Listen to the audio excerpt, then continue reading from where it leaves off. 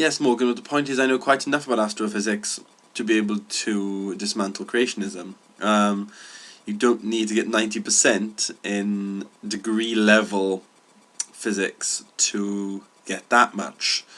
Thank you, however, for the point. You're quite right that if they're asking university undergraduates about it, it's probably quite well known. But I knew that, of course, anyway.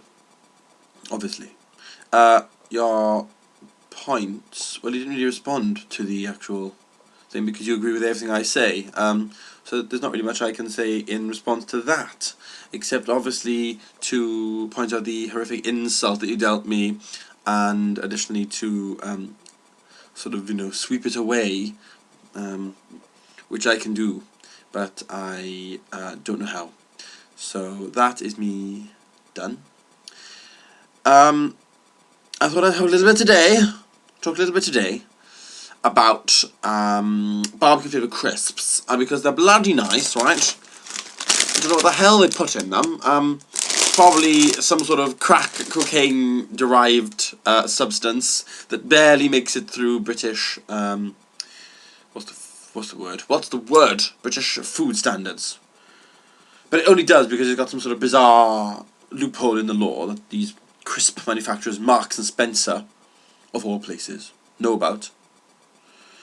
So they exploit it to their extreme advantage because the crisps are, well, quite frankly, horrendously beautiful. They are made of whin. They're actually whin, condensed, and then placed lovingly in a bag by the sort of Machiavellian shadowy figures at Marks and Spencer.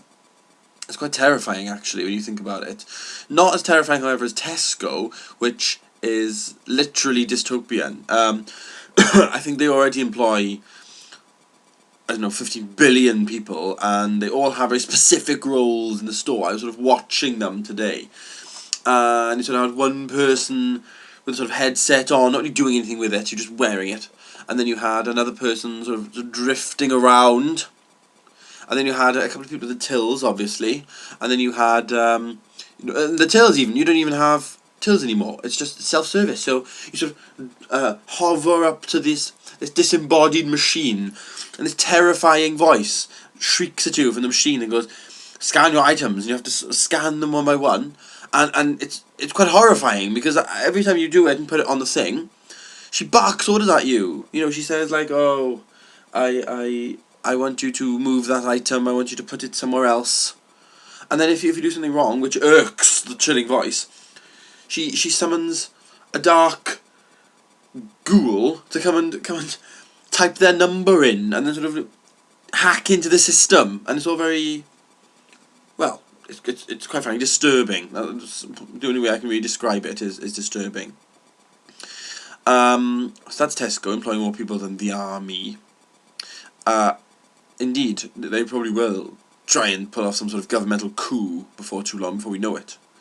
And then they'll be sort of amateurishly killing us all by bludgeoning us over the head with half-price produce, or fruit corner, Muller fruit corners, which are always on offer. But the offers are shit sometimes and amazing other times. It's like either far too good, so you buy 2 billion of them, or so rubbish that you save literally about 8 pence after spending £1 million. And the club card system is horrendous because they record everything you buy on them horrendously sort of centralised database. It's like they're running a sort of Chinese communist government scheme.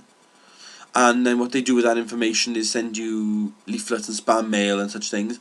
And additionally, they occasionally send you the odd voucher. And those vouchers are worth so little and last for such short time that they may as well not exist at all. In fact, I think philosophers have actually debated whether or not they do exist.